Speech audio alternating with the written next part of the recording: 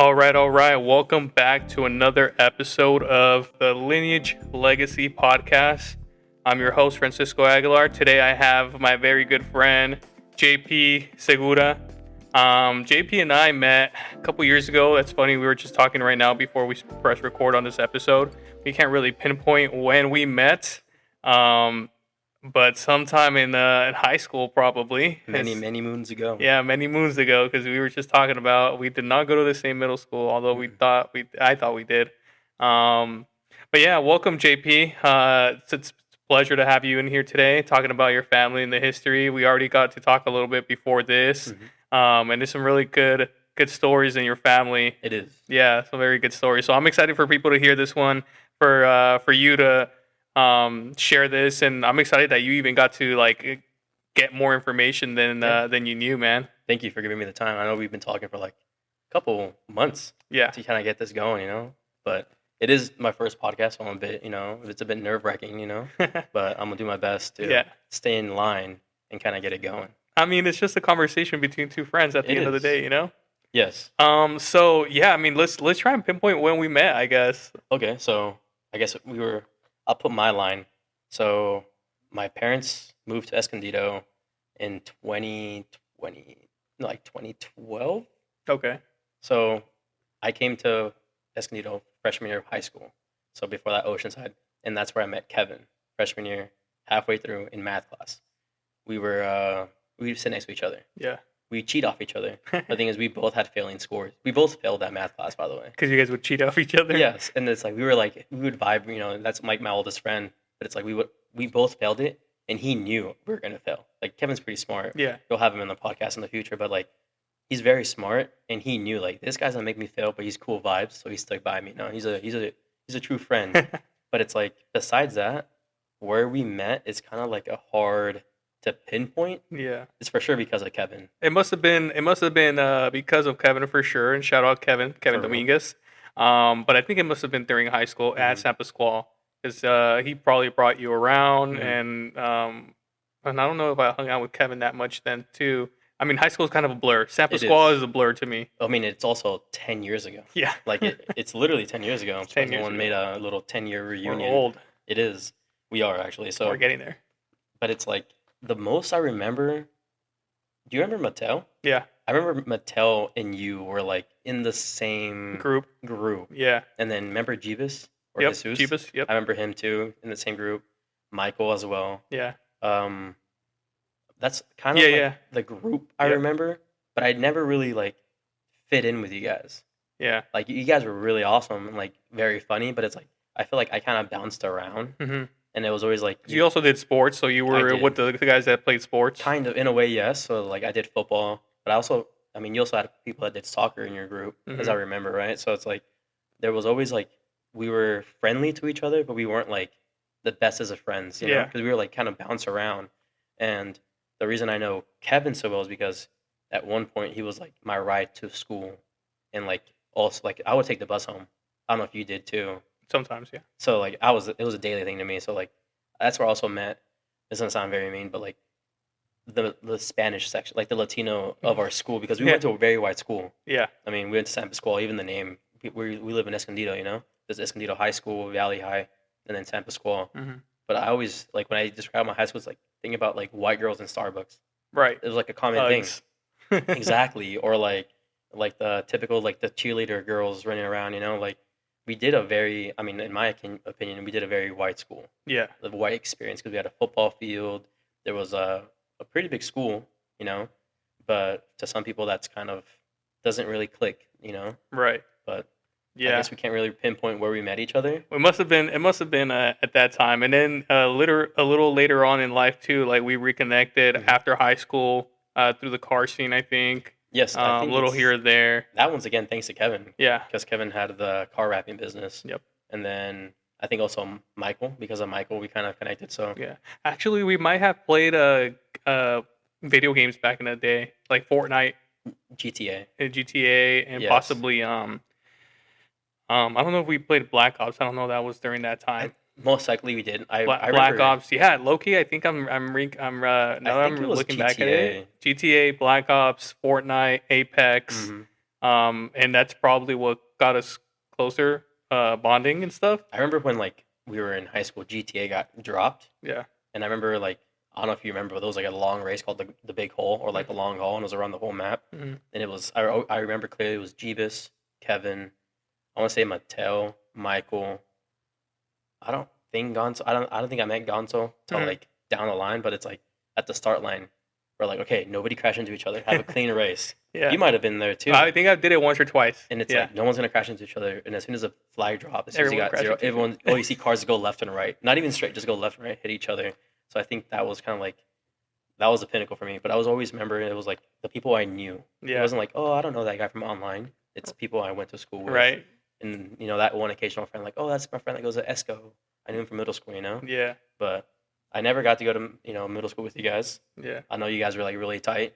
You know, there's friends of you guys. Like Kevin has friends from like outlive our friendship. Yeah. But it's like Del Dios. You know, shout out Del Dios for you guys. But just like anything, like you outgrow those groups and you outgrow that school and everyone that was Yes. like, because like now I talk to you more Mhm. now than I talk to like any other people that I went to school with Oh, maybe for back in sure. the day. And it's funny because it's like it's one of those friendships where like we don't talk every day. Mhm. You know what I mean? Like, I mean, even Kevin, like being my oldest like friend that I remember, and it's like we can go at least a year without talking to each other, like physically, like, hey man, how you been? But we send memes to each other. Yeah. And I don't know, we're Yeah. like for his daughter's birthday, hey, it's Adelina's birthday. Okay, cool, we'll be there. And it's like I just saw you yesterday, Right. you know. And same with you, and like we just chop it up and link up again. Yeah. So that's pretty. I think that's Yeah, I think that's where we might. Yeah, Yeah. that's where we might have met. Yeah. For sure. At least at that time, 2012. After. yeah. But again, man, thank you for coming on. I'm excited to hear your story, more of your story, because I said I already heard some of it. But what was the furthest information you can get on your family? I know you got maybe great great grandparents stories in there, perhaps. Oh yeah, for sure. So I try to do my best.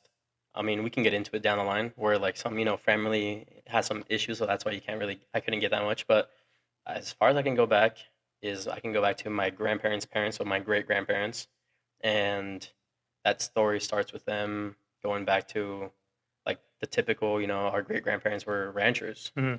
from a small little town outside Mexico City, Cuernavaca. It's I believe it's southwest of Mexico City. And as I was gonna, looking for information, I was trying to like pinpoint like where, and this town came up called Las Palmas. I Mhm. tried looking it up. I could not find an actual like town, but I saw like bigger cities. But all I remember is like they were just ranchers, like straight up like small houses. I don't even think power. Because I remember when I was really young, we went back to my grandparents' hometown, on my grandparents on my mother's side, Mhm.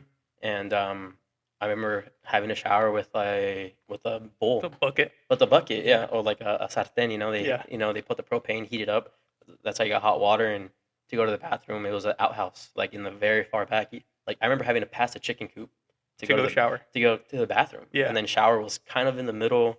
It wasn't even a house. I remember it was like I remember obviously the 4 brick walls, and it was like open roof. Like certain sections of the house were under shade and others were outside. So it was like at all times you were kind of in the dirt. Hmm. So it was like you showered. It was a little bit of concrete square, and you did your thing, and then you got out.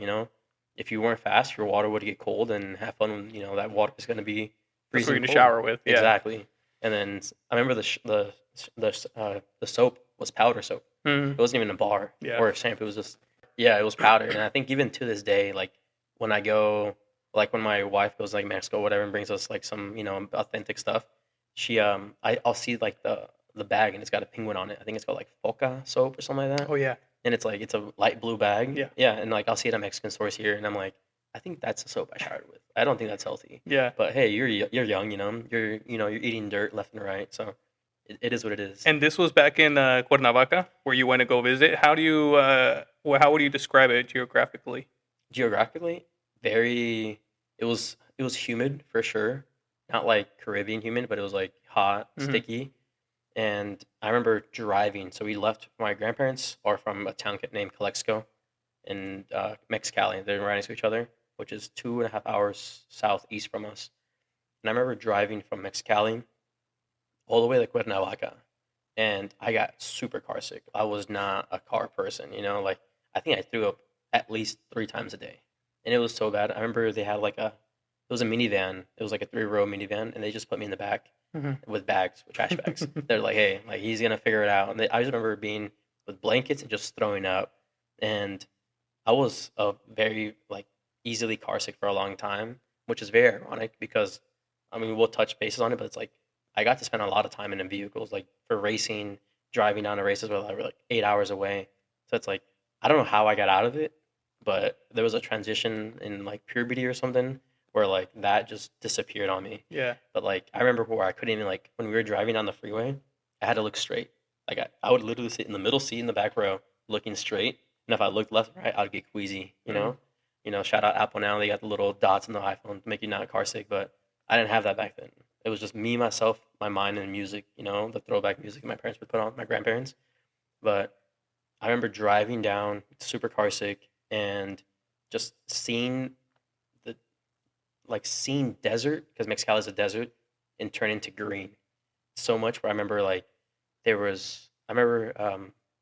we were at like one of my grandma's like cousin's house, whatever, and they were just eating like cane sugar, like from the tree. Caña. Yeah, caña, exactly. Like they had just chopped it on that morning, and they were just eating they were like having their coffee, caña, and I'm like, what is this? Like even to this day, I'll see it at stores. I'm like, I remember that. And, like the table, I remember the table of the place was a plastic table, like like those square ones, like the ones that you have at taco shops. exactly. Yeah. It was like that, and the chairs, same style, and I'm like, they were just vibing, like they were happy, but to me, it was just like this is different, like I come from exactly, culture shock, where it's like I had to explain, like I had a shower with a bucket, and like there was a bathroom was 20 seconds from the house outside, and like it was just very different. And I remember how close that family was, like that section of the family, how close they were, because we went camping to a place called Nayarit, I think, which is where my grandma was born. And they were just very different. They were just very close. They all knew each other, and it was very, very rough, but they were happy in their own way. Like they weren't missing anything, So it was very, very different. It's like when you meet that cousin that doesn't speak Spanish, you're like, come on, man. Like that was me. That was me for sure. Yeah.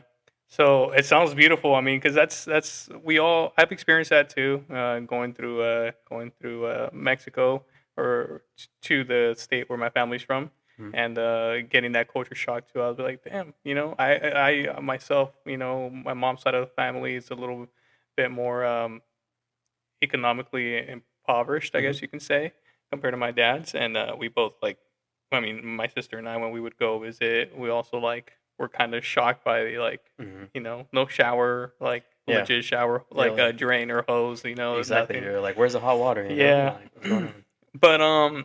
But yeah, so what were you able to find about them going from Cuernavaca to Mexicali?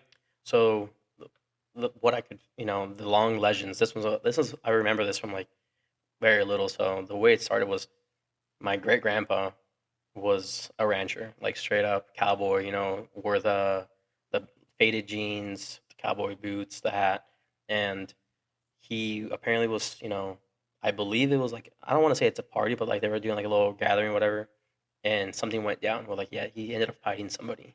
I guess someone tested his manhood or something, and he ended up, I believe, killing him. From what I can remember and put together, is he ended up killing this other male person, and that night he went to who was his girlfriend, my great grandma. He was like, hey, like I gotta leave town. Like I'm running away. Like this is the last time you're seeing me. Thank you for all the good times, but I'm out. And she was like, where are you going? Where are you going? He's like, I don't know. I'll figure it out. They did not have money. I think it was just his like left and right foot. I'm gonna start stepping. And she said, okay, I'm going with you. So I think she just packed a bag, whatever she could get that night, and just left.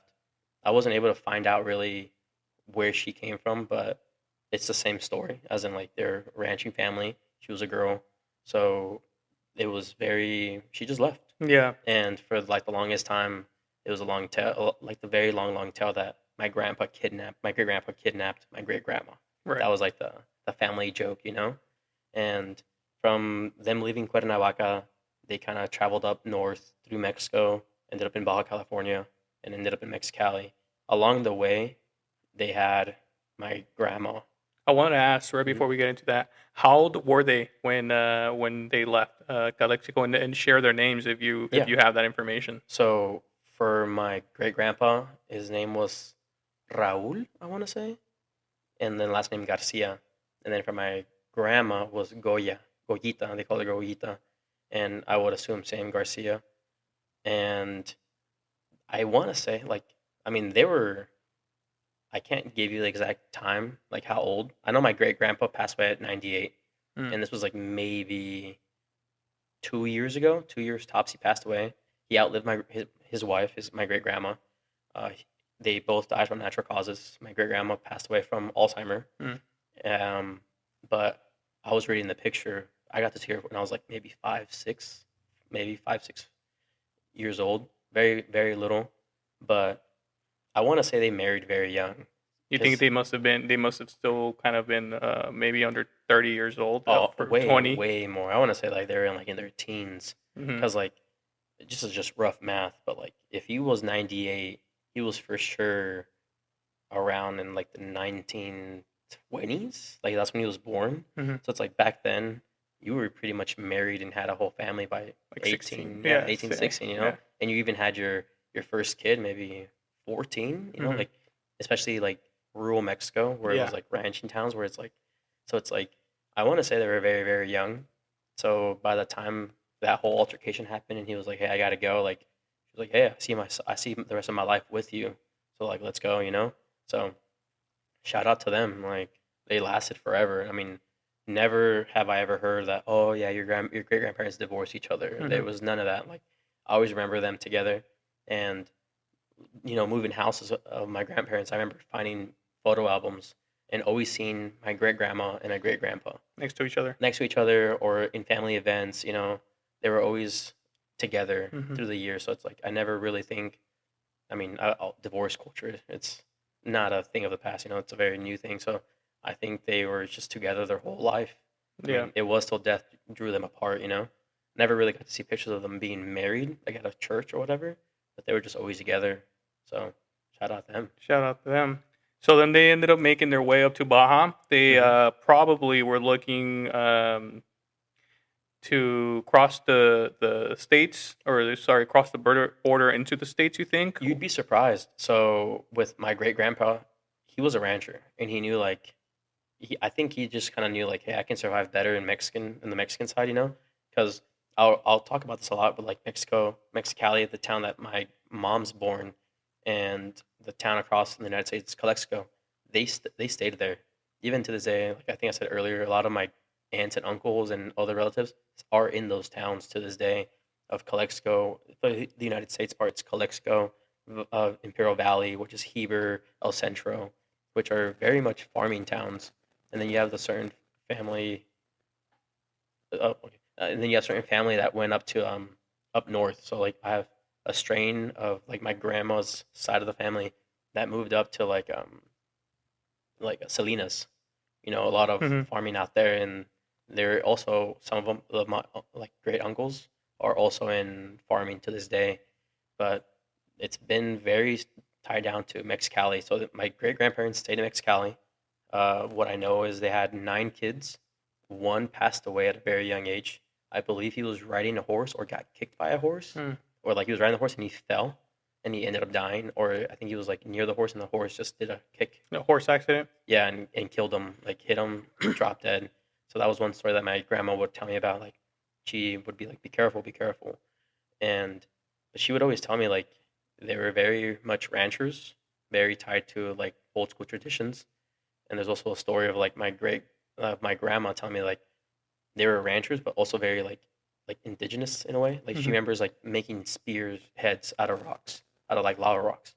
So it's like I'd love to ask her more about that, but she's at that point where she's got Alzheimer, so she doesn't really remember much stuff. And there's also like there's a family dispute, so Hmm. getting to talk to her would be impossible. Yeah. The typical Family Mexican, drama. yeah, Mexican Yeah. family drama. So But they had 9 kids. Uh, yeah, 9 kids, eight 9 kids, survived. and then 8 survived. Do you know the names of those 9? I do not. Oh. So that's again like they go into they go off to the wilderness. Some I never got to see again, and it's like it's very spotty, unfortunately. But the ones I do remember were very nearby where I grew up. So I was born in Texas, but I grew up in Calexico, and the town next door, El Centro. I remember seeing certain aunts, certain events. It's gonna sound terrible, but we would usually get together when bad things would happen. Mm-hmm. Someone passed away, someone got really sick. Then you would kind of go and visit each other and be like, "Oh, long time no see," you know. Like I remember I have an uncle. We call him Tio Juan, and his one of his daughters, Yasmin, and it's like that side of the family is like super into football. Like I would never forget, you know, like 49ers, Mm-hmm. like to the death. Like if you speak of another sport team, like you're getting beat up because they're from, I don't want to say like San Francisco area, but like they're very tied to it, and Mm-hmm. they're, you know, they have Are they their the ones that live in Salinas? around there. So like that's kind Around. of like the side that kind of like went up Yeah. north. And this is a question you asked me, is like how many of them were born in America or how many were born in Mexico. So all 9 kids were born in Mexico. And I'm sorry to jump back, but I think it's a very interesting thing where since my grandpa was a rancher and he was a rancher for my great grandpa, sorry, was a rancher, one of his main source of income were working in the American side. So back then there was no border. It was just a quick little gate. And while I was like seeking information, whatever, I found out that the youngest 3 kids were born in Mexico, but because the borders were such an open thing, Mm-hmm. that the ranch owner was told my grandpa like, hey, like, do you have any kids you want to make U.S. citizens? Like, I have a form. All we do is put their name on it, and they're U.S. citizens. And my grandpa was like, yeah. I think at the time the reason he didn't put all his kids were because they were over 18. Some of them were over 18, and if they're over 18, they weren't able to get indoctrinated, I guess, or Mm-hmm. grandfathered in. So he was able to give 3 of my great uncles or grandma's brothers and sisters U.S. Citizenship. So they just got a free, you know, free ride, I Yeah. guess. And that's why there's a section of our family that just went north. And I thought that was very interesting, you know, like who would have thought, you know, Yeah. and how our world goes today. Like, hey, you want to be a U.S. citizen? Write your name down. Yeah. I got you, you know? So I thought that was very intriguing. But for my side of the family, or like my grandma, it was only my parents were not U.S. citizens, and my brother, my cousin, like the 3rd generation, are Mm-hmm. U.S. citizens. We were born in America. But besides that, a lot of my family lineage is from Mexico. Yeah. Yes. So, where does your grandma fall in those 9 in that order? She was, I believe she was like 4th or 5th kid, and she was over 18 when that kind of when her brothers got put in. Mm-hmm. She also married my grandpa at 18. Okay. So And what's your grandma's name? my grandma's name is Rosalba. Sorry, my Rosalba. grandma from my dad's side is Rosario. So very similar. So Rosaria or Rosalba. Rosalba Yes. Garcia. Garcia Lizárraga. Lizárraga. Yes. And there's like a long, I don't believe it, but there's like a long, long tale that the Banda Recodo, Yeah, that's Lizárraga. yeah, is like cousins with my great grandpa. I never believed it because Yeah. like I always heard it. I'm like, yeah, whatever. Yeah. Like I mean, if you're Mexican, you know Banda Recodo, you know. Right. But I guess it came from the same little hometown. But it's like I never cared. I mean, I don't care about that band. Yeah. I don't like that style of music. Yeah. Unless you're really having a good party. Right. You know, a band that comes out. Couple drinks in. Yeah, a couple, you know, the big tall boys, you know, come Yeah. out, and then you start enjoying that music. But I have cousins that they swear by it. Hmm. Like they live their life, and once the band comes to their town, they go and they're like, hey, yada, yada. They say names. They're like, oh yeah, hey cousin, but how you been? You know, I'm not that. I don't like to roll like that. Yeah, You yeah. know, I'll pay the full price Yeah. if I want to go see it. But some people will But- throw the names out. But supposedly, that's funny that you said that because once you said the last name, that band came Yeah, up to my exactly. head. 'Cause So it's it's like- very popular. But like I said, like I don't know stories. I mean, I never really cared for that, so Mhm. I never really looked into it. Like one of my mom's sister's daughters is like she went to school to be a music technician or whatever. Mhm. And every time the band comes in, she's like she'll go and like they'll receive her with open hands, backstage passes, whatever. I don't know if it's because they got tired of her. They got it. Nice. Sorry, but what's it called I don't know if they got tired of her like poking around so much, Yeah. and they just gave it to her. But I guess every time they come down, they're like, "Hey, we got you passed," or Yeah. like she'll shoot him a message. I don't know how, Yeah. But like whatever. If it works for her, it works for her. Yeah. Yeah. So then what Rosalba, Yes. she got married at 18 years old. Yes, she got married to my grandpa. How much information were you able to get about Rosalba and your grandpa? And what's his name? My grandpa's name is Roberto Garcia, and he comes from, so like my grandma, very nice. She was she lived her life as a nurse. So she was a nurse for the ER. So I guess like live trauma nurse. Mm-hmm. So all I remember about her kind of talking in her life was that if a patient came in to the ER and his heart would stop, she would inject their heart with adrenaline, Mm-hmm. and she would bring him back to life enough to like the doctors to do some chest compressions and kind of get them going again. But she was like the last line of defense, where she knew, like, from what my mom tells me, my grandma had a beautiful hand for injections. Like she could, like, It's a skill. It's precision. It's a lot of so precision. she could like give you any shots and you wouldn't feel the needle go in, type Mhm. thing. According to my mom, I was always afraid of needles, Yeah. even to this day. So it was like, I'll believe you. I don't need you to tell Yeah. me. But there's a fun story. I guess we can do a little jump ahead, where my mom remembers going to the hospital, like the city hospital, to visit her mom, my grandma, and she remembers walking down, like, when you have a parent that works on a place like that, you got the backdoor access, Yeah.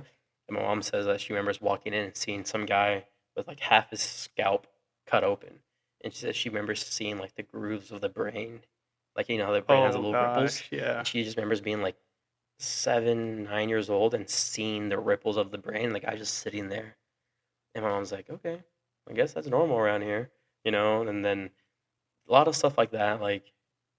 I guess it transferred over. My mom's a nurse to this day too. My mom's a nurse specializing in cardiology, so it's in the blood, and they like to be nurses. Yeah. I didn't get that. I don't want to be a doctor. I'm not smart enough to be that, but it's something that my grandma was very into. Anytime we got sick, she knew, here, have this medicine. Here, Yeah. have this. Oh, you're feeling this? Have this. Have this injection. Oh, here, let's mix these two. You can get this out of it. Even my wife to this day. My wife's from Mexico, so Mhm. it's like, that's just a different. Like, Yeah. for you and me, it's, you go to the We'll doctor. thug it out. Yeah, we'll thug it out. Or if you go to the doctor, you get, little pills, whatever. But in Mexico, you can just go to the corner store, the pharmacy, get the vial Get with the injection. with the injection, and you do it yourself, and you inject yourself that night. And Yeah. you feel better that afternoon. It's just something very different, but something I never got to grow up with. I had to thug it out. You get Yeah. a cold, now Yeah. you're lying. Go to school. I just want to play Call of Duty. And so Roberto, was he what did he do for his line of work? So my grandpa Roberto, we call him Papa. My grandparents never they hated us calling him, hey grandma, hey grandpa. Mm-hmm. My grandma was Mama, and my grandpa was Papa. Papa Roberto, Mama Rosalba. So my grandpa, my Papa Roberto, he was a hustler. You and I, we kind of touched base on it, but at a very young age, he had to get to work. His mom, I didn't really get to find too much about her. She passed away long ago. But what I did find out was my grandma, my grandfather's mother was like, she was a nice lady, Mm-hmm. very good cook, not a chef. She did like casería, like she would cook things and just sell them in the corner. Like, I remember visiting their house when we were very little because they lived in Mexico City, and I remember a steep hill. The road was just open rocks, like it was concrete, but it had a lot of rocks built into it, like Yeah. for grip. And I remember it being a steep hill, and then it was just their property. And again, when I say it was a 2-bedroom house, majority was dirt, and it was on the slope of a hill. So like you had to, like, I'm not gonna say watch your step, but like when it would rain would fall at a certain direction. Mhm. And again, shower was outside, bathroom was outside, and she had a makeshift stand at the bottom of the hill, because near the bottom of the hill was a highway. So she would set up that stand, and she would make food, and she would sell food to truck drivers. So I didn't really get to cherish her cooking because she died at a very young age for me. But I just remember my grandpa would always vouch, like, oh, my mom would cook this amazing food. And even my mom got to obviously have some, and she would say like some of her stuff was like jaw dropping because it Mhm. was very it was homemade, and it was at the point where my grandpa remembers, like, this is a story he would tell me, is like he remembers his mom carrying the big cazuela, like you have like those deep ones, just her carrying that down the hill, posting it up, selling out, and having to close shop early because it sold out. So it was like hustling was always a thing, And that's out of the family. and that was how he kind of got the grind for it.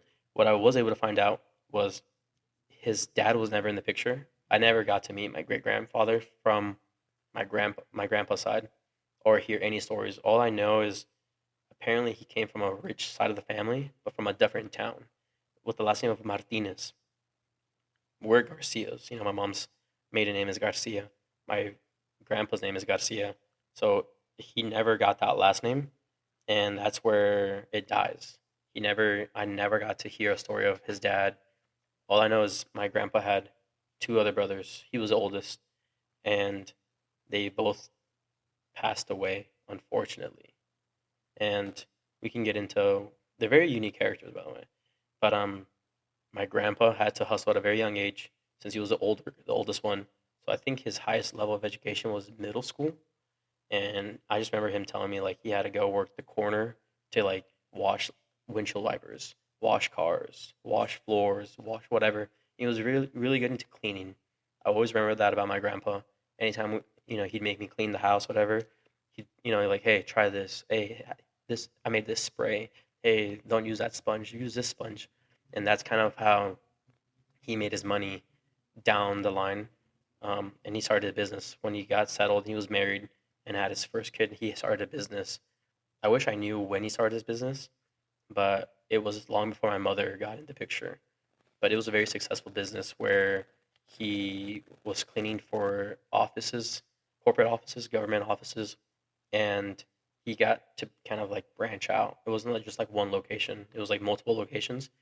And I always remember kind of growing up, there was a house. It was like it's a house now, but before it was their office, and seeing the machines and seeing like I want to say like the shelves, like the metal shelves of Mm-hmm. just cleaning products, but the gallon size, I always look back like, okay, a lot of purple, a lot of green, a lot of pink fluids, Yeah. like crazy. But when I came into the picture, I was already towards it was already the downfall of that business. Even I have an older brother who was 7 years older than me, 6, 7. He was at the pinnacle. Like he got to see that. He got the money, not me. So it's like that business did really well at its time, but just poor management went away. And that's kind of what I always remember about my grandpa. He was a hustler. After that business went away, he started a food business where like he would go sell tacos to a construction sites around town. Your grandpa? My grandpa, Back yes. in This is all back in Calexico, right? The Or business of, Mexicali? yeah, so like the cleaning business was Mexicali. Once that kind of went under, they moved to America, so like Calexico. And at their peak, my grandpa always had a dream was every one of my kids will have a house that I provide for them. Mm-hmm. So what I remember, he's got 3 kids. He had 4. One passed away at birth. The oldest one passed away at birth, and 3 made it. 3 females. They're funny enough. They're all females. 4. Mm-hmm. He had 4 girls, and the 3 that made it was my tia Patti, mi tia Sandy, and my mom Susanna. So I remember actually sleeping in those houses, like for like parties, birthday parties, whatever. I remember each one had their own house that he gave to them, but at the fall, everyone kind of like poor management of the business and then also economic side of it, they lost certain houses Mm-hmm. or they tried to sell them to make more money, and stuff like that. So I remember 3 houses, the office, and then one of those 4, the 5th house was in America, in Calexico. So that's where I grew up. I grew up in Calexico, seeing that house. I always remember the address, 992 Salvador Guilin. That was the address of that house. It was a corner house, and there was a huge tree, like a giant, like maybe 30-foot tree that my great grandma planted the seed in that house, and then it like spurred. Dang. And I don't even know what kind of tree it was, but it looked like it would drop like lima beans, like kind of like Mhm. banana style, Mm-hmm. like kind of like that. I always remember like in summer days walking around and like stepping on them, and they were like crunchy, like okay, whatever. Yeah. It was just a giant tree. they lost that house during the uh, poor financial management, whatever. And my brother grew up in that house. He's older again, so he got to live his middle school, high school years. And when my grandparents lost that house, that really hurt my brother. Where he was like, "I'm gonna buy the house one day. Like my goal is to buy it." Mhm. Shout out to him. Hopefully he gets it one day. Yeah. But it's like to me, it was just like just a chapter in the book. I was a young kid. Yeah. I didn't know anything. Oh, okay, we're moving. Cool. But there's a crazy line. We can kind of get into it too, and how we even got to that house. Yeah. So he had the cleaning business. Yes.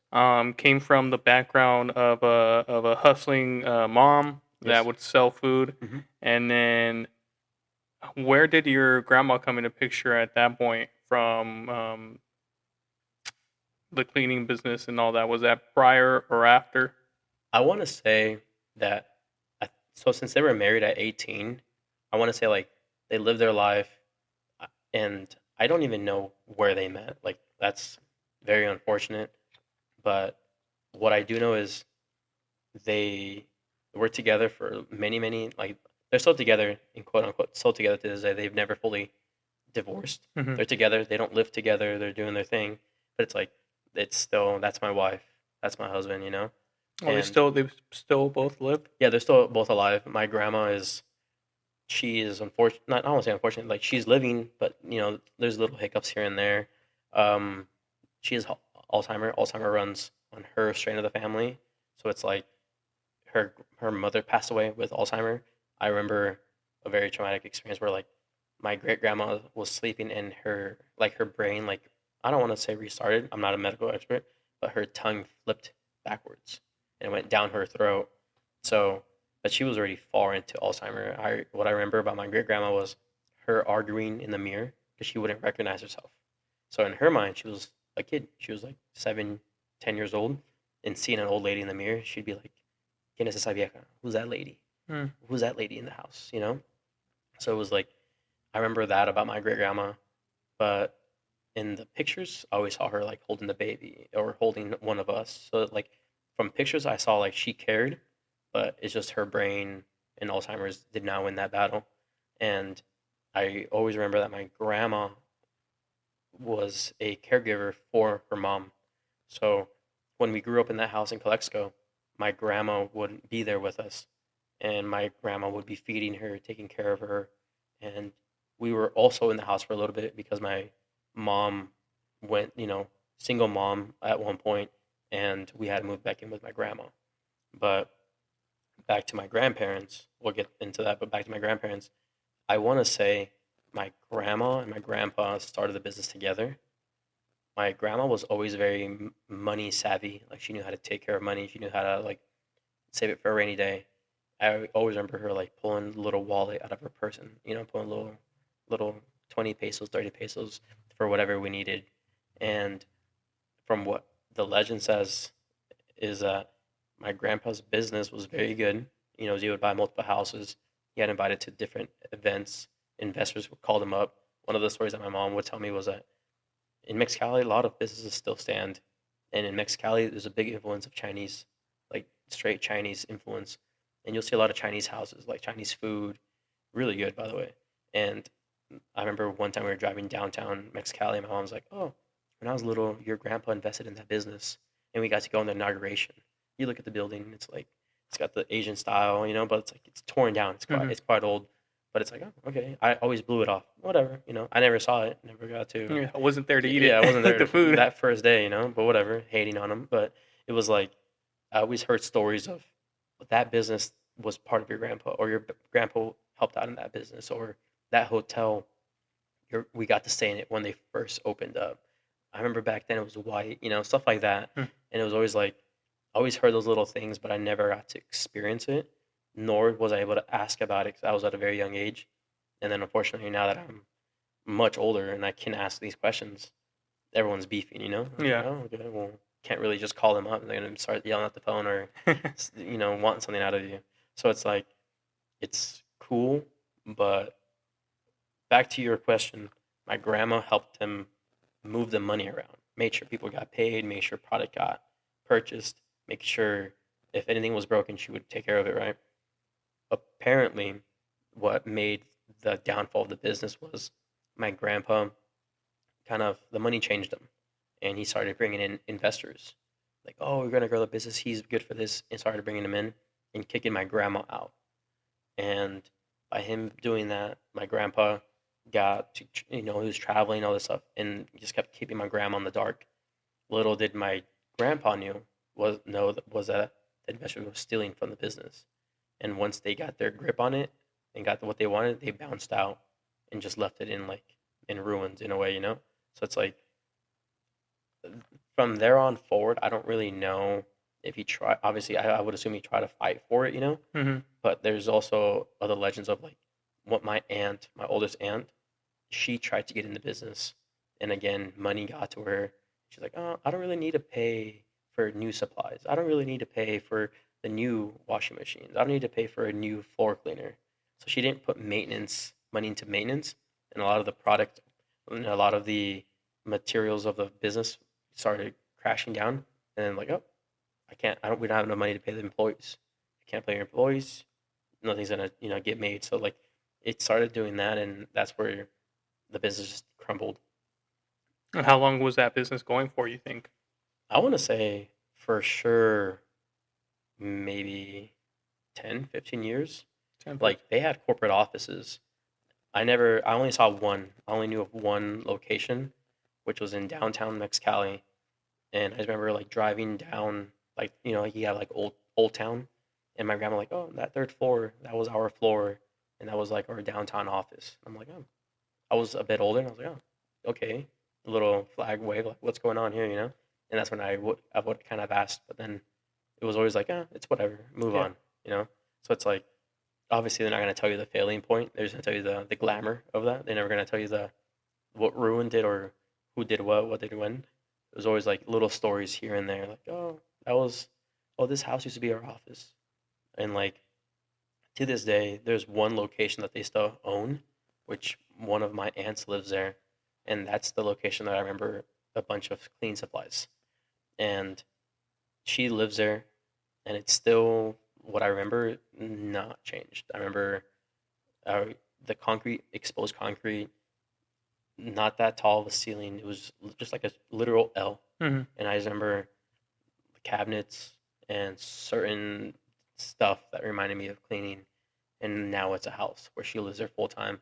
The reason I emphasize on that is because I don't know what it's called, but for a business, you can buy a property, own it outright, and all you got to do is pay certain taxes on it.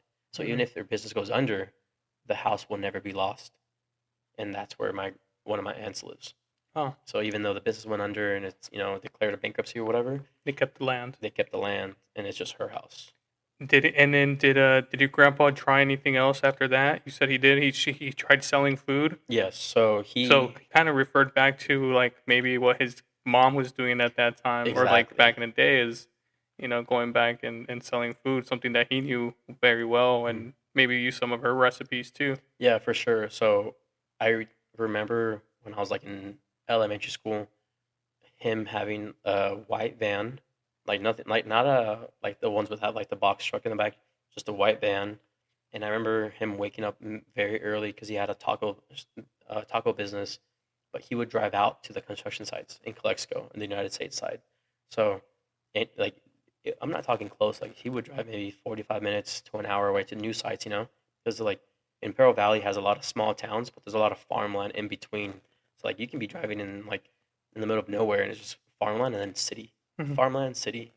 So he would drive out there, and I remember my grandma would also help him in that, and she would be the cook. So she would. I remember for the longest time, our kitchen would be like, you have countertops. They would have cazuelas, like pots and Mhm. pans of food, just pre-made, right? Like on the weekend they would make them, and then like kind of like let them either put them in the freezer or put them in the fridge, and then the morning of, my grandma would heat them up, make tacos. I remember I would never forget, there was always the giant Costco size foil paper, like Mm. foil roller, So you just pull it out, it's a perfect rectangle, Yeah. and it was like, and I always remember Sharpies all over my grandparents' house. So my grandma would make the tacos, make the taco, put a napkin on it, get it in foil, wrap it up, and then Sharpie C chicken D. No, I don't know, like just have the abbreviations, you know. Yeah. And then she would make 60, 40 of those. And like those giant coolers that in the middle have a little entry door, like a little pocket door. Mm-hmm. Those were like filled with like towels and just a bunch of tacos, like rows, like chicken, carne, chicharrón, que bistec ranchero, Huevo. huevos con jamón, huevos con verdura, Yeah. stuff like that. And I always remember there was one big case for tacos and then one big case for cool drinks, like fresh drinks. And in the middle of like it was a driver's seat, in the middle was always notebooks. My grandpa would write down like like the typical like, hey, I got you next time. He would Mhm. write that down.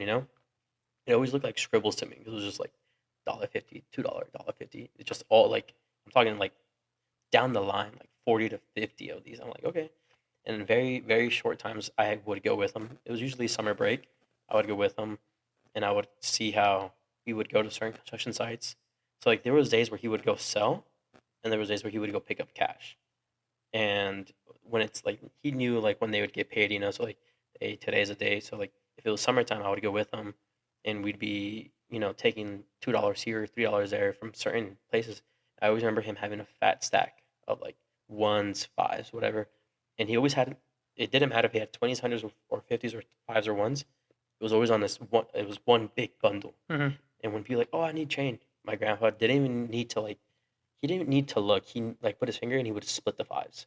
Okay, you need a five. Here's a five. Oh, you need a 10. Here's a 10. Like he just knew. Yeah. He felt it. He knew the difference exactly. between. He felt the paces, or Yeah. something. So I always remember that about him.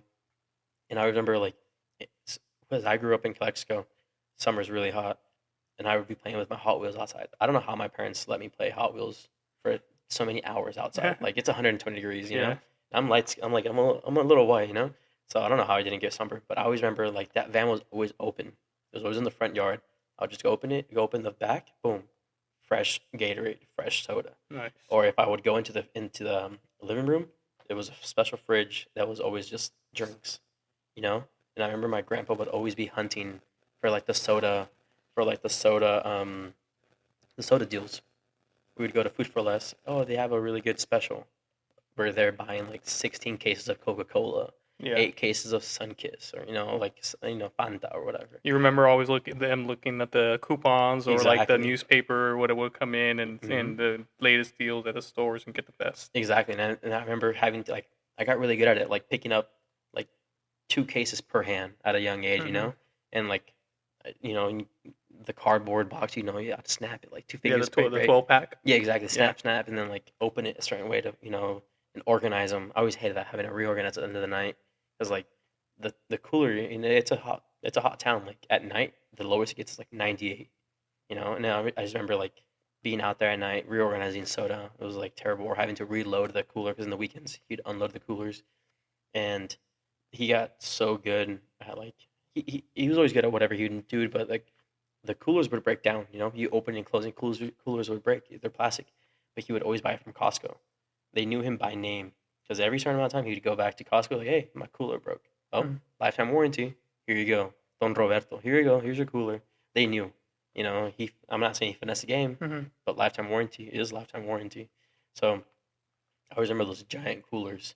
It's funny, like even to this day, like I'll see a cooler at a certain event, I'll go open it, boom, latch breaks. Yeah, if you go to Costco, it's, you get your free one. You get Yeah. your replacement if you bought it there for the first time.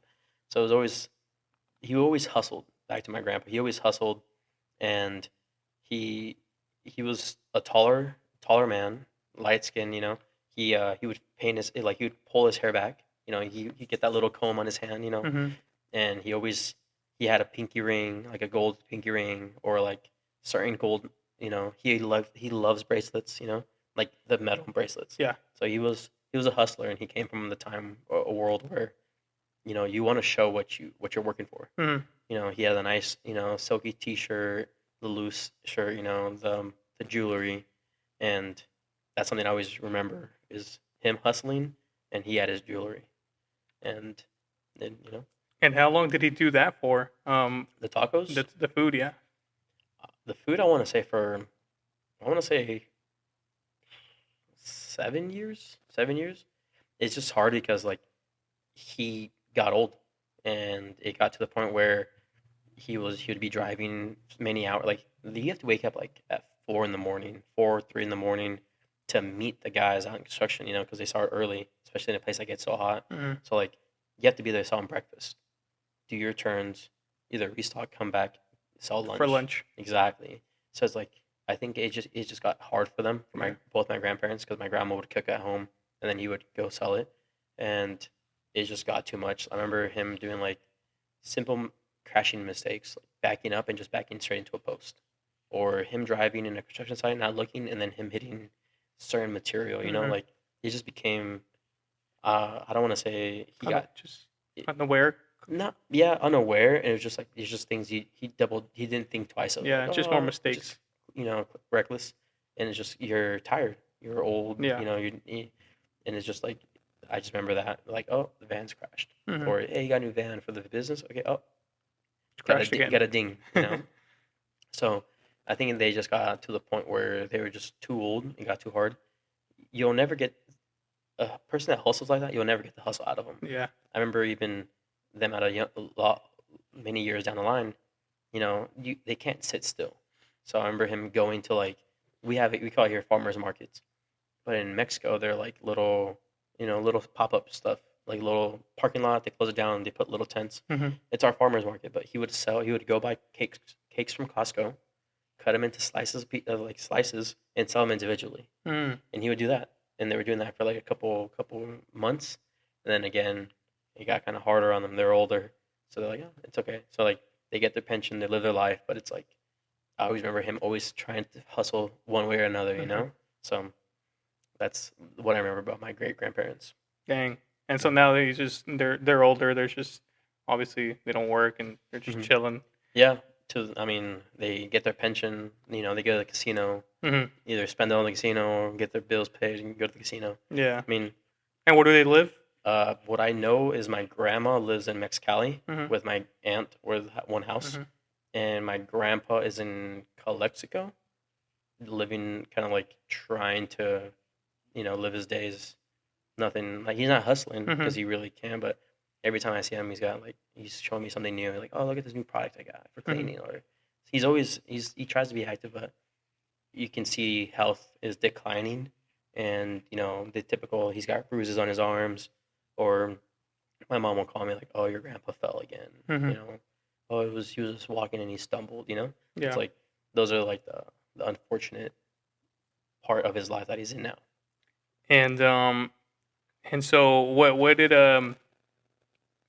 the daughters come in? I mean, I know we talked about it a little bit earlier about where they came in the story, but how old were your grandparents when their kids were born?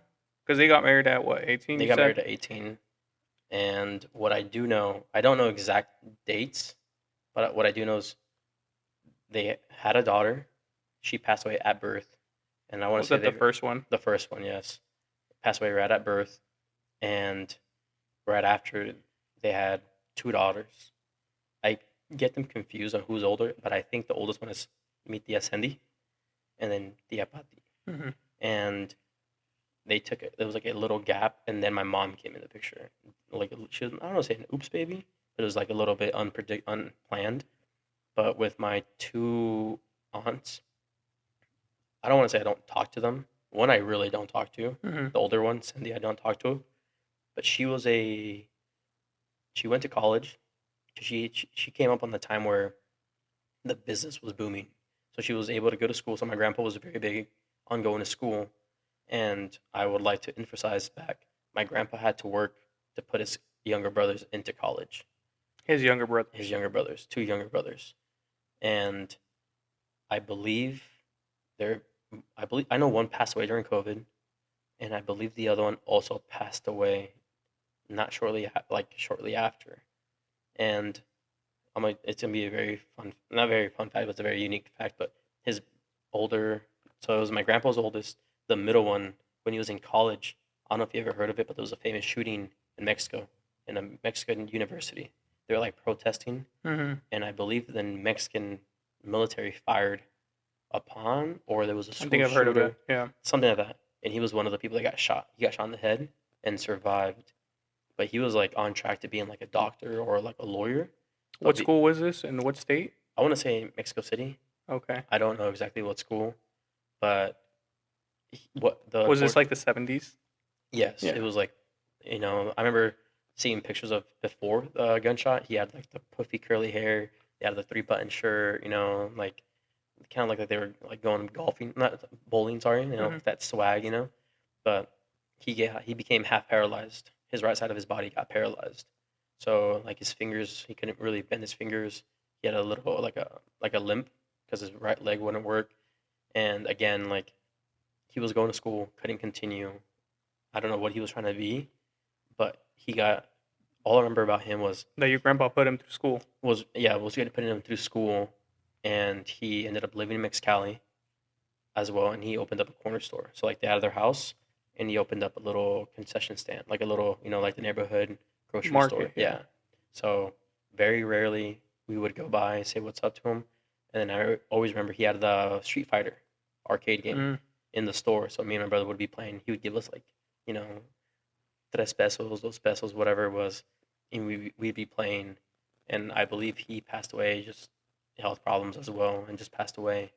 And then his younger brother, I forgot his name, but he was like, I hate to put his business out there, but he had 3 wives. Mm-hmm. He had 2 wives for sure. And then when he passed away, they found out he had another one. And he's the one that passed away during COVID? He passed away during COVID, yeah. Like that was like when people were like, oh, don't be home, but maybe him having 2 wives, because what I know is that Monday through Wednesday was 1 wife. Thursday through Saturday was another wife, and then Sunday he'd decide, like, oh, what house am I going to? They both knew each other. Oh, they both knew of the situation? Yeah, 100%. Like, they both knew each other. I remember certain Christmases we would go to his house, and both the wives were there, and each one had 2 kids, lovely kids. They're like, shout out cousins. But, like, they knew. They knew, like, hey, Dad's got 2 wives. Hey, that's the wife of Monday through Wednesday. That's the wife Thursday to Saturday, They clearly knew about each other. Yeah, and they were okay with it. Yeah, I kid you not. Like I remember one time we were at his house, and he was sitting at the kitchen table, at the end of the table, and both of his wives were right. Exactly on each side was the wife and the kid. I'm just like, what is like? I mean, I was very little. Yeah. But I just remember like 2. That's crazy. And like one would serve him a plate of food, and the other girl would be like, hey, he needs this drink, and she would go get it. Like. They lived in harmony. Yeah, but they lived different places. Like he had gotten them houses and exactly. Like I don't know how he lived. He worked for DirecTV in Mexico. I don't know how he did it to have 2 houses or whatever. But I do remember that they had their own individual houses, and he would just bounce around. And then when he passed away during COVID, at the funeral, the 3rd lady came. She's like pregnant, and he was having another. Oh wow. Yeah, and like that was a shocker. But we're like. Can't really be mad at him. Like, and not really a shocker, I guess. Yeah, I guess you're like, oh, well, I forget that's his your name. uncle. Yeah.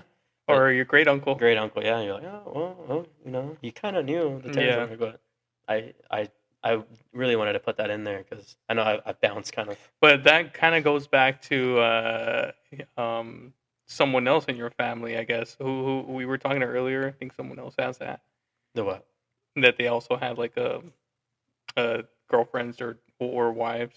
I guess that's my dad's side. My dad's side's sorry. I thought we were recording. Yeah, so like I guess we all kind of go down that, but as well as my dad's father was a ladies' man. Yeah. And he was a firefighter. He was a chief in the firefighter of the state of Mexicali, and as well he had offspring like a Viking. It's very common, I guess, especially back in the day. Like it was common. But it was, I guess, it was common for them to get along, maybe more than nowadays. I think I don't want to say it was common, but it was just like, hey, men are men. Yeah. Like it's a time like hopefully we don't get canceled, or But it was like it reminds me of that meme of Dexter opened up his Foot Locker, and it's like the picture of of the Mexican the cowboy you know what I mean? Yeah. Like, I failed you. Yeah. When your grandpa looks back. But it's like that, like it was common to have multiple, I don't want to say wives, but multiple baby mamas. Yeah. And I don't know is it not normal today? Yeah. People be doing their thing, Right. But yes, tying it back, my father's father was a lazy man, and he had many, many, many offspring. Like we were talking about it before the pod, and like in his funeral, they were like linking up, and hey, there's a group of 3 kids right there. I think those are my brothers. Yeah. Well, that's also my brothers. There's a group over there. Like I think that's his sister, which is also my sister. I think that's from this side, and like, and it was insane. I've only met I think like 2, maybe 3 of my father's brothers, besides the his official sister. But um, yeah, like all I know is he came from being a firefighter, and he he put a lot of fires out. Yeah. And we'll get into that Hmm. in just a bit. Yeah. But let's finish off with your mom's side of the Yes. family. Um, and then we can take a break in about like 10 minutes or so. But so your oldest Tia, Yes. um, Sandy. Cindy, Yes. was put into school. Your grandpa put his brothers into school, Yes. and he put all his daughters pretty much into school too, right? He was really big on emphasizing Education. education, because he was like, hey, like I'll bust my butt for you to live your dream and like be whatever you want to be, but be the best at it. He was like I'll struggle, that way you don't struggle. And so my oldest aunt from my mother's side, she went to school like many years. Like I think she wanted to be like a politician. I don't want to say a lawyer, but she knew law. She would travel to certain schools. I was very young when she was doing all this, but it got to the point where even to this day she works for the government of Mexico. Like she's worked at certain political parties like PAN or Hmm. PRI, and like the old school ones. And that's kind of where it's kind of I left it as. We don't really talk, I don't talk to that side of Hmm. the family. And then the sister below her, Patricia, she's amazing, great lady.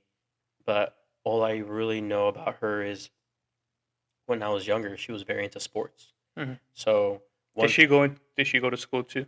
she did go to school, and I believe she went to school to be a teacher. Hmm. Because I always remember her working as a teacher, like preschool, elementary, and but she was really into sports. If you see my grandparent or my grandpa's build, it was like a bigger, like it looked. I don't want to say tall, but he was like stocky, and Hmm. like he It was fit. he was fit. They love soccer. Like he grew up down the street from the soccer stadium of I think it was like Atlas and Americas Stadium. So like he grew up a super soccer fan. My brother is a super soccer fan because my brother grew up with them, and we'll get to the reason down the line. And so it was always sport driven. And my aunt Patti, she was very into volleyball. I thought it was bodybuilding, which when I asked my mom, she's like, no, no, no. She was always into volleyball.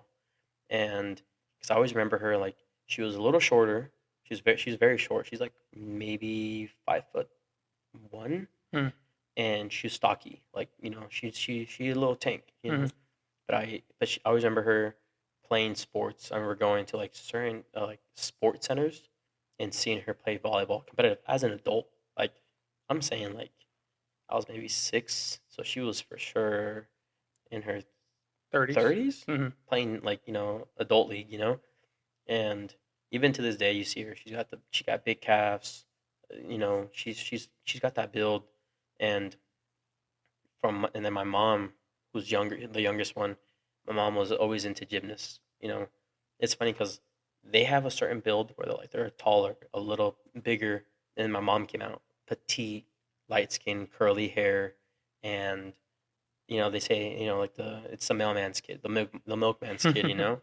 But according to my mom, it's the same blood. Yeah. I don't know what happened in the gene pool, but my cousins and me are world like my brother and I are world apart from our cousins.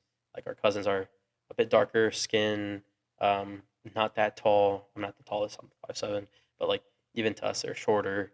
And then it's my brother and I came out with like um, lighter skin color. Like my brother has brown eyes, but I have colored like green colored eyes. Yeah. And then our hair are like light brown, thick hair, and my cousins are like dark brown, like Mm-hmm. dark black hair.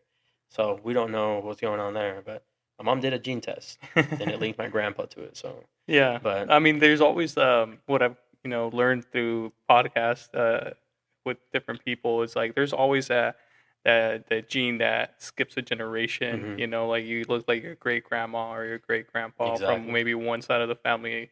And you thought that you'd maybe resemble a little bit more with like your other side of the family, but it always exactly. skips something. Yeah, it's crazy. Human evolution. Shout out Yeah. Canelo doesn't look like the rest of us. But So your mom went to school for nursing. yeah. So my mom was born in Mexicali, so Hmm. Mexican citizen. Did her whole life. Met. We can even get into that if you want. Met my We'll get stepfather. into it a little bit, like into detail a Yeah. little bit in the next couple minutes. We're gonna Okay. take a break, but yeah, your she met your. Yeah.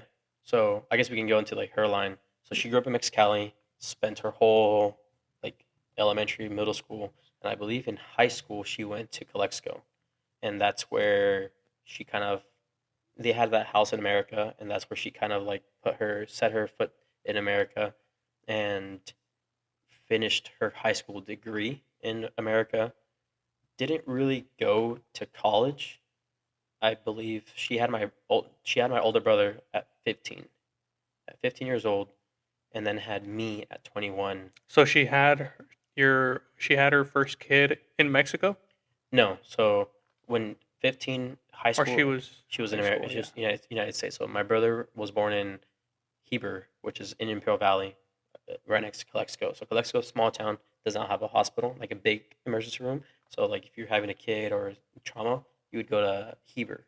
Heber had like the big intensive care and like all that stuff. If you weren't able to get help or get cured, they would fly you to San Diego from Mm. there. So it's like Calexico is kind of like San Diego's, distant cousin, But from there, my mom finished high school, didn't really go to college, had me, and then kind of was a stay-at-home mom.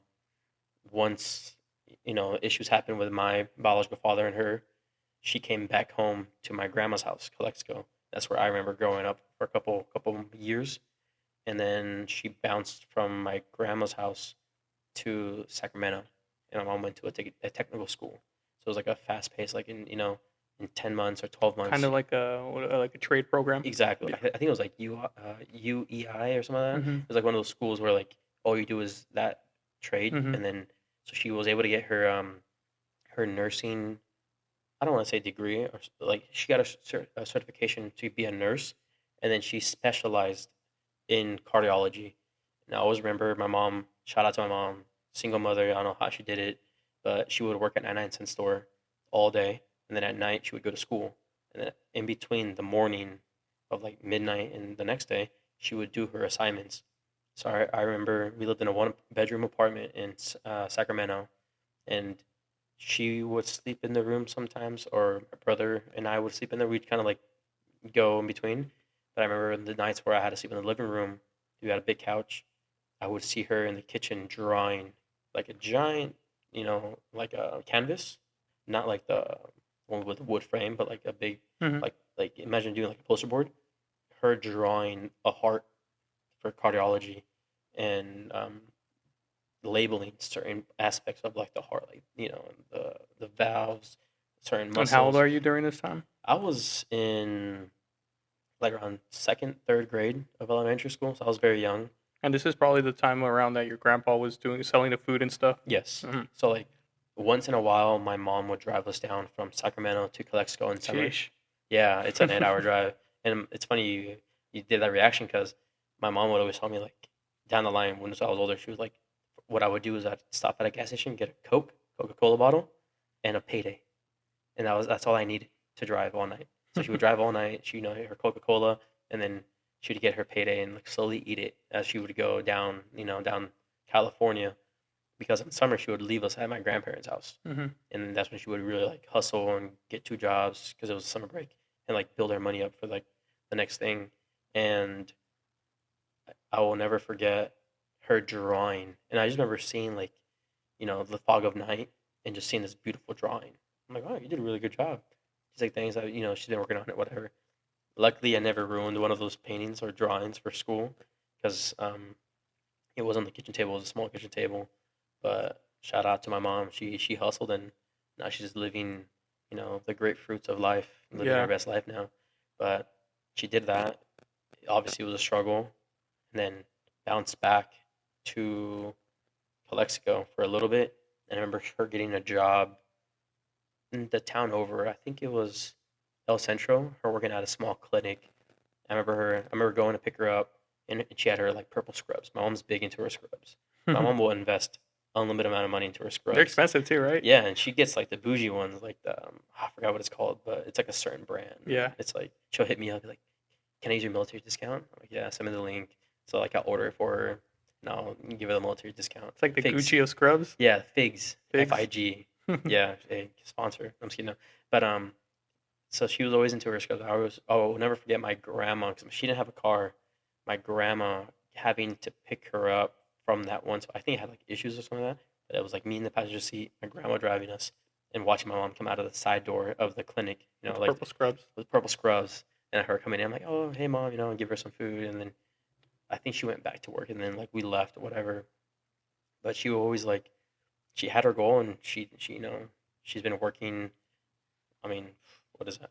20 years in the medical field, and I think she's going for 17. No, I think it's like 15 years at like Arch Health, which I think Arch Health got purchased by Palomar Hospital.